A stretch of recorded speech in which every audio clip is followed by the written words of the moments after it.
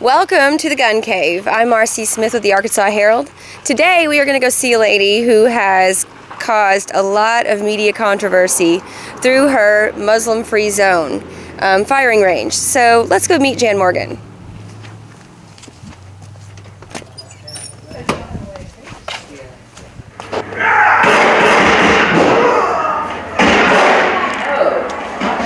So basically, why don't you just tell us about your history? How did you get into this from newscasting? Into this, you mean the gun range, or into firearms? Well, into firearms, I guess, and then the gun range aspect. It's kind of an interesting transition from news media to guns, since most media, news media outlets are anti-gun. But yeah, I made the transition about 5 years ago, believe it or not, and I'm a 51-year-old female.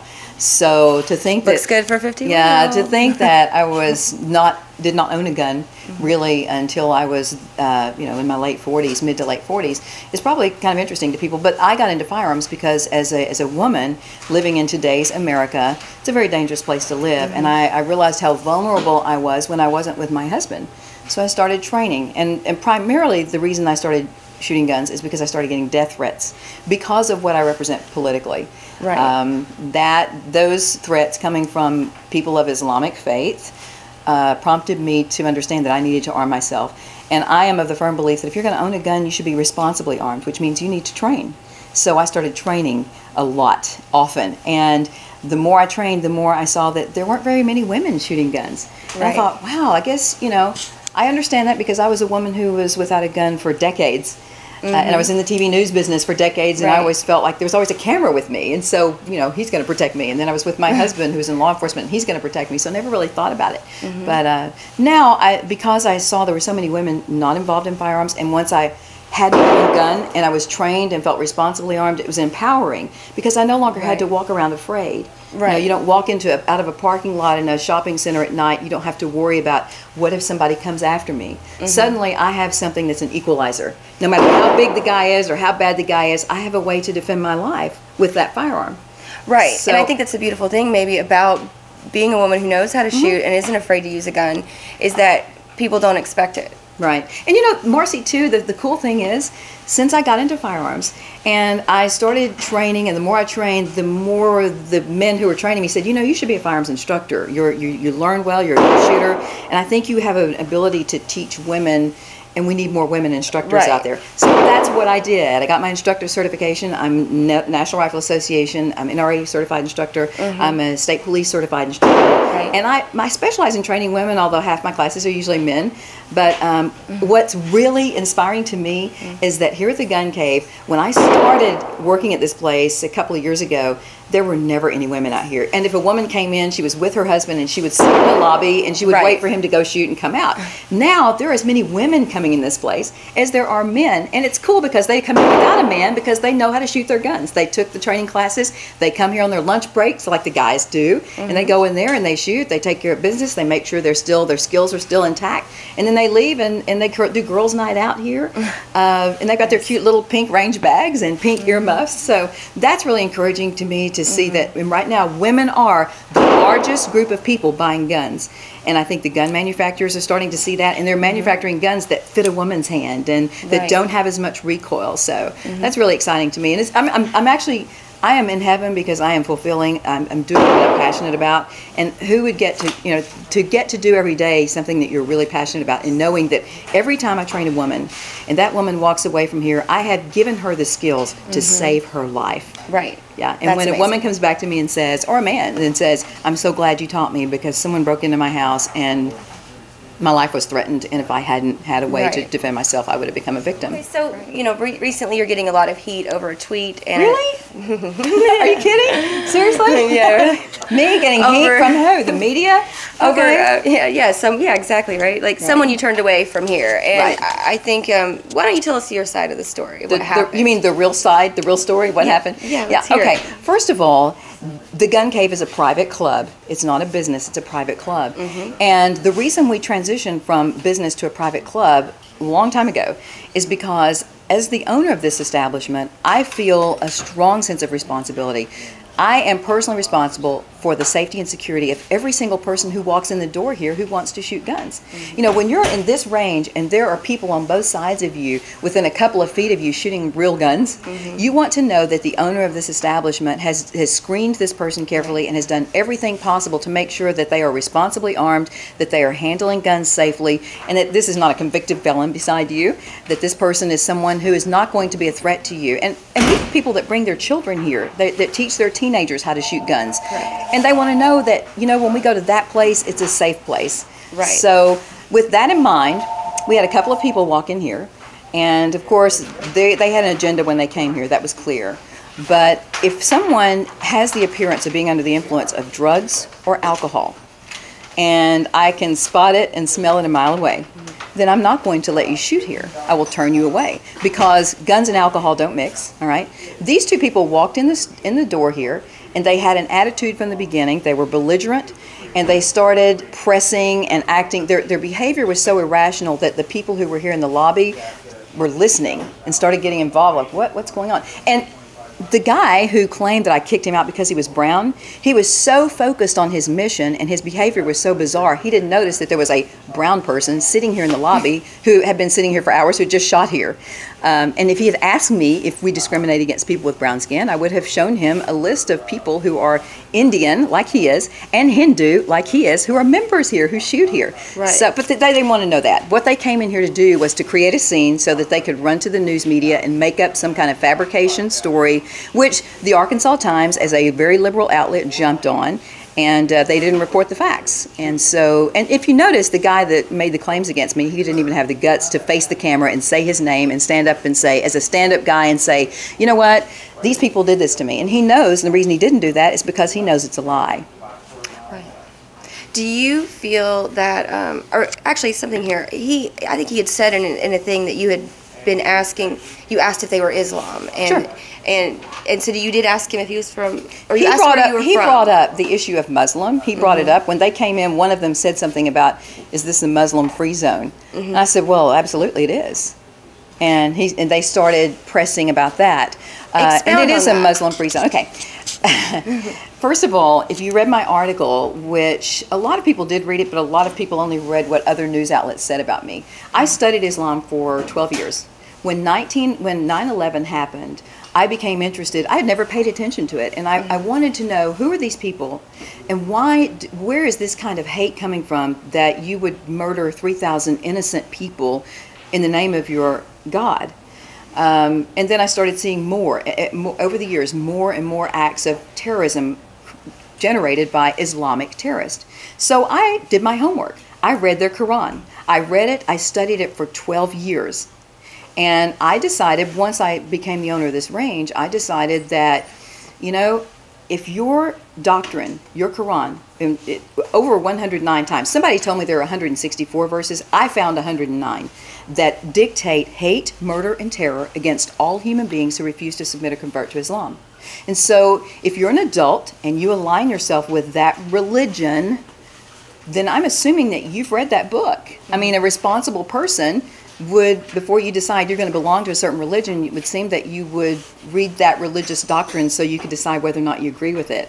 And my attitude is, and I do know, and I've said this in my article and I'll say it here today, there are Muslims out there who are peaceful people and have no evil intent, like Dr. Zuhdi Jasser, who is a physician in Arizona. Mm-hmm. Dr. Jasser has been a Muslim his entire life. He served in our military. I honestly believe he's a good man. And he's trying to reform Islam. If you saw him on national news the other night, he's asking Islamic imams to step forward and say, you know what, we have a problem here. Let's acknowledge this and let's reform this. Mm-hmm. And while I love that, and I would love to see that kind of reform take place so that the people who are peaceful Muslims would separate themselves from this other doctrine, it's not happening yet. And I think the reason it's not happening is because to push Muhammad aside is a sentence of death, if you've read the Quran.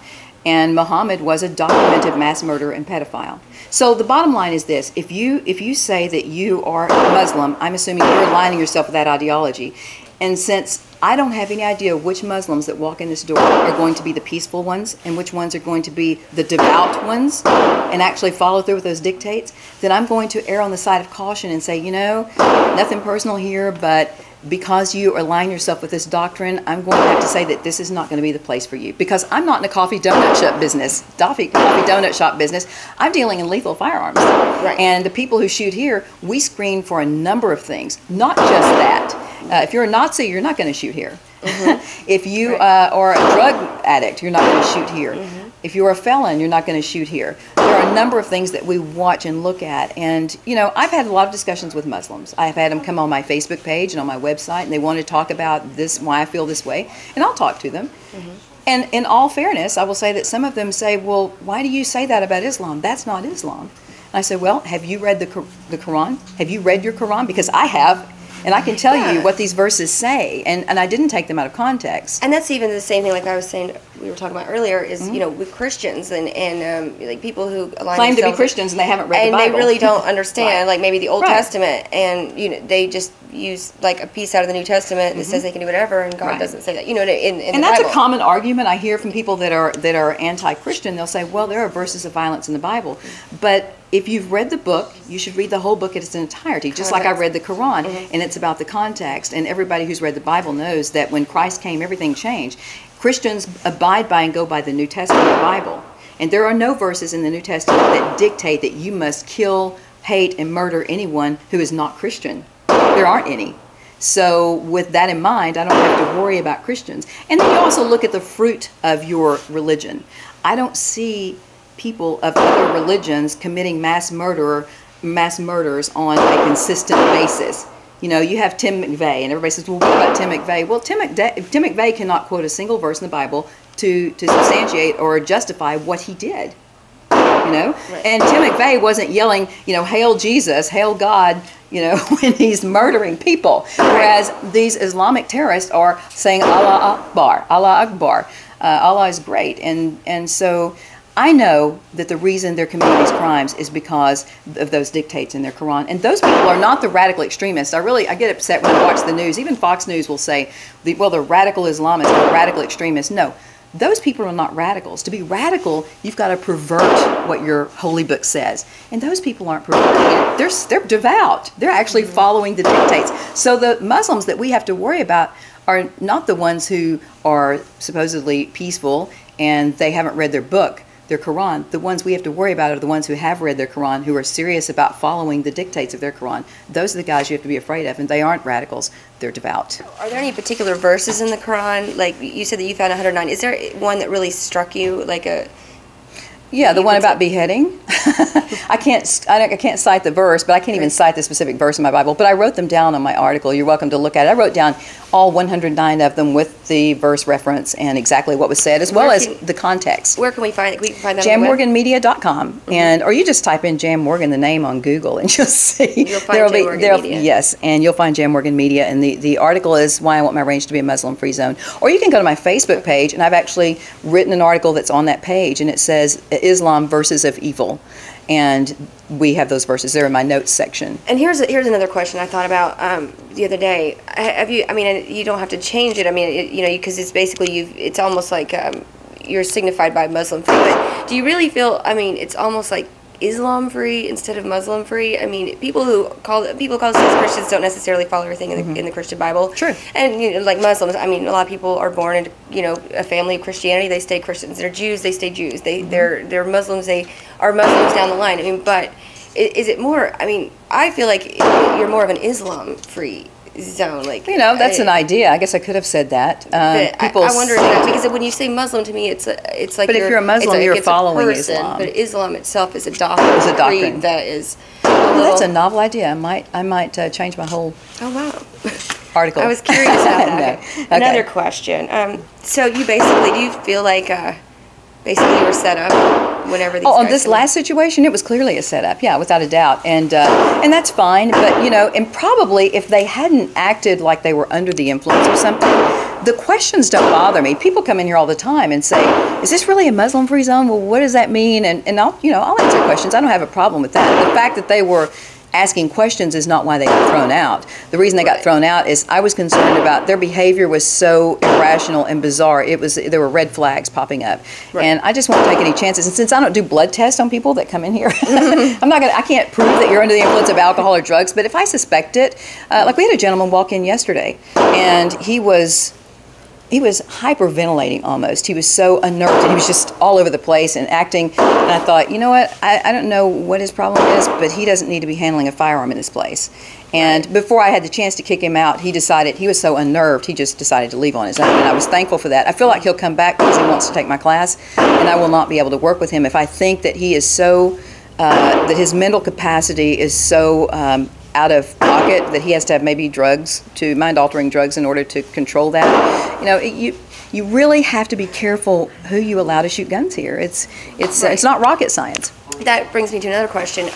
So basically, I was reading on the I was reading up in the Constitution about the law of saying religious discrimination. Discrimination, and if you have a business, but there's no clause in there on your particular type of business. There's no. Yeah, it's a it private doesn't club. name it, so it's private. Actually, so there it's addressed in the Civil Rights Act of 1964. There is a clause that specifically addresses the issue of private club. If you are a private club, you're not subject to the Civil Rights Act of 1964. So, with that being said, do you think that this incident the other day, which I know you've had more, but just this incident, do you think, if you think this, could have been a setup, do you think that this might be a reason, like pulling this race card almost out, and which is, by the way, I think a very cowardly thing to do. To me, that's the most coward thing you can do, is pull the race card. I mean, why don't you come up with something substantive? To pull the race card was such a foolish thing to do, because we have people who are black, white, Indian, Asian, I mean, every Japanese, Chinese, we have people of all different backgrounds, ethnicities, and so the race card was really lame, and I disproved this story immediately by showing that we have people of all those backgrounds that shoot here.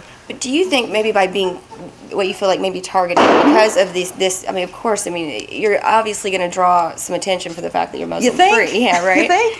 So I'm wondering, do you think that maybe this, to you, let's say this setup was possibly something more, deep about coming into some more constitutional rights, maybe thinking about bringing an amendment into a bill. But speaking of constitutional rights, even if this was not a private club, if this was a business, which it is not,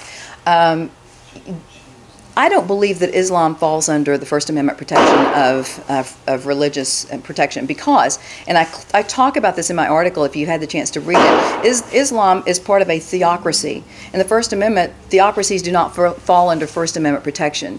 So, when your religion is associated with an entire form of government and laws, then it ceases to be just a religion. It is a theocracy. Well, I mean, basically, our founding fathers gave us that First Amendment not to protect religion from the government, we would have freedom from religion. Freedom from religion. Exactly. Because they fled for that reason. Exactly. What is your solution, Jan? Well, no, because a lot of people ask me that. They say, so what should we do? Just, kick Muslims out of the country? I mean, what do you think is the answer here? Because I've been trying to educate Americans about Islam for 5 years. Okay, and which is why the death threats started coming, because I put the truth out there about Islam. I don't do the hate speech thing. I don't hate Muslims. I don't hate people.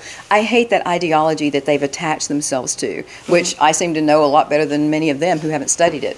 But to me, the bottom line in addressing this, to resolve the problem, is to really define what our founding fathers meant by religion in the First Amendment. I mean, we need to draw the line of what constitutes religion, and where is the line drawn between religion and cult organization and terrorism, okay? Because what if someone creates a religion that they say commands them to murder anyone over the age of 60 and to molest little kids under the age of 10, and say, well, that's in our book, that's in our holy book, that's religion, that's protected? Well, no, because your holy book is commanding you to commit crimes that are against the laws of this country. Right. Okay. Let's please refer to the preamble. Right. So my solution is, let's go in and let's say, okay, any religion that is getting tax-exempt status in this country, any religion that's holy book clearly dictates to its followers to commit crimes that are against the laws of this country, then that religion should lose its tax-exempt religious status and be reclassified as a terrorist organization and be banned from practice here.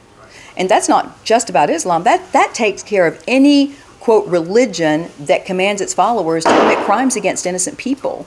That, to me, is a solution. That's one solution. The other solution would be like what Dr. Jasser is trying to do, the Muslim physician in Arizona. He's calling for reform. I truly believe Dr. Jasser is a good guy. He's a peaceful guy, and he does not want all of this terrorism that is attached to Islam. Because in his faith and the way his parents raised him, he was taught the peaceful part. You know, the Quran is divided into a Mecca and Medina, just like our Bible is divided into a New Testament and Old Testament. The difference is all the verses of violence in the Bible were in the Old Testament, which everybody knows changed when the New Testament, when Christ came. All the directives from our Bible and the New Testament are peaceful, and those are open-ended. Peaceful. Whereas in the Quran, it's their New Testament, so to speak, where all of the commands, it was after Muhammad came. You know, Muhammad was an evil guy. I'm sorry, but that's just the truth. And he was a documented mass murderer and pedophile. What, can we say that about Jesus Christ? And I'm not just trying to, to promote Christianity here. I truly believe that people have a right to their religion or to not be religious. And we have people of all religious backgrounds, and we have atheists who shoot here. That's not an issue with me. I don't care what religion you aspire to connect with. What I care about is that whatever religion that you're connected with does not command you to murder and hate people simply because they aren't part of your religion or don't support it. And I think that might be the solution, really, is just for people to wake up and say, we are all humans. It's humanity. We are supposed to love and respect one another. For Muslims to do that, for the peaceful Muslims in this country to stand up and do that. And if enough of them unite and say, you know what, okay, that's not the way we were raised. Our parents only shared with us the parts of the Quran that were peaceful. And we're peace-loving people. We're positive contributors to society. We just want to have a good American dream life. We want to raise our families here. We don't want to support terrorism. Yeah, those folks need to stand up. And they need, and where's that? Where have you seen that? I haven't. And that's the big question mark out there. Where are those peaceful Muslims? Why don't they stand up and say, you know what? No, this is not Islam. This is not our Islam. Dr. Jasser tried to do that after 9/11. And you know what happened? He was excommunicated from Islam. He went to all these imams and he said, look, this is not Islam. This is not what we represent. We need to stand up and we need to have a big press conference and we need to tell the American people, no, we don't believe in this. Because many don't. Many Muslims that they I don't. know don't They believe. don't. But you also look on the other end of the spectrum. There are a lot of Well, people you've had who call personal themselves friends and Christians. associates. Yes. You've had personal, yeah. And you have people who call themselves Christians who really want to go and anything Islam. And do something they bad. want to go do something bad to someone But just who's because Islam, you call yourself a they're- Christian doesn't mean you are. And people bring up the Crusades and they say, yeah, but what about the Crusades? Well, number one, committing crimes in the name of your religion, if your religion doesn't dictate that, that means you're not representing that religion. You have to be able to have verses that substantiate and support those commands and that kind of behavior. And there are no verses in the New Testament of the Bible that command Christians to murder and hate innocent people. In fact, we're supposed to love our enemies. We're supposed to, and with Muslims, I don't hate Muslims, like I told you. I don't. I truly don't. I just have to say, for the safety and security of the people who shoot here, since I don't have a way of finding out from you whether you're devout or you're not, then I'm just going to have to say, if this is what you believe, if you're aligning yourself with this, I'm assuming you've read your Quran and you support those verses of violence, and because of that, I can't have you shooting beside people that you're commanded to kill. So what if that's someone pretty simple. What if someone comes in that was raised Muslim and they're like, I'm not Muslim anymore, or I'm not Muslim? Would you, I don't fall in line with the Muslim? Would you let them shoot here? Well, there's not a concrete way, and it's possible somebody could slip through the cracks. I mean, I have no way of knowing for sure what somebody's religious belief is. I don't ask you that on our paperwork. Yeah, and when you don't sign ask in, people if you're Christian, no, I don't. Unless you come in, if you've got Allah Akbar ringtones on your phone, and if your name is Muhammad something, there's a possibility I might think you're a Muslim. And I had two guys that walked in here who actually the ringtones on their phone were playing Allah Akbar. They were speaking Arabic, and those two guys, that was the final straw that prompted me to write the article, because it was frightening to everybody who was here. And they wanted me to train them. They wanted to shoot guns. They wanted me to train them how to shoot guns. And all I could think about was, if those flight instructors that taught those terrorists how to fly those planes at 9/11, if they had the same kind of, used the same discernment that I'm using, then we probably would have 3,000 Americans alive today.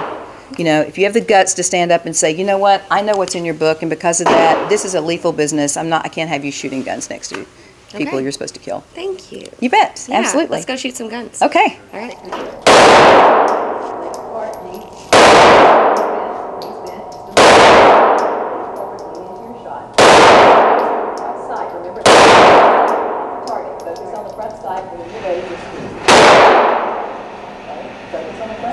Work on shooting that 10.